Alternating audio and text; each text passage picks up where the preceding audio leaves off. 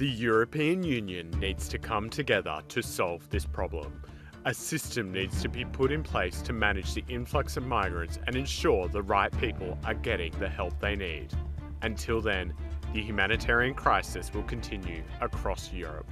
I stood up in 2015 in front of the previous boss of the European Commission in the European Parliament, and I told them, if you allow people that cross the Med and set foot in Italy or Greece to stay, millions will come. I was mocked and derided. I was demonised for daring to suggest it. So far, 4.7 million have come. 4.7 million. And judging by what's happened, that may be just the start. This will be, if it continues, the death of the European Union politically, because the Poles, the Hungarians, and maybe soon even the Germans want none of this. And in terms of what it's going to do to the demographics and society and community within many European countries, I think it is more likely to be a disaster than a total success.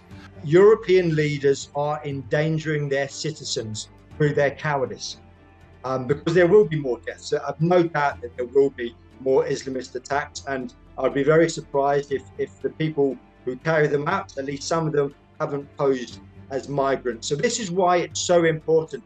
And Georgia, we started this conversation talking about Giorgia Meloni. Well, one of the things that she said prior to her election victory last year was she wanted to set up asylum and refugee hotspots outside Europe to process the people, so that the genuine asylum seekers, the genuine refugees could be accommodated, and those who were economic migrants or terrorists could be sent back on their way.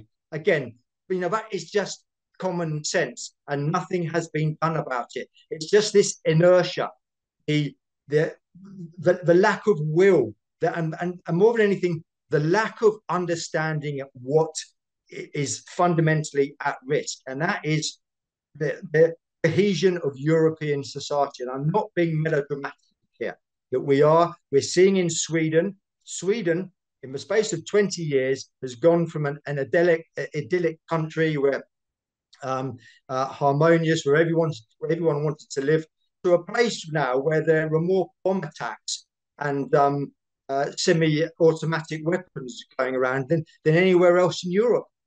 That's because of their disastrous immigration policy of the last 20 years. They're finally waking up to the fact that it's far too late.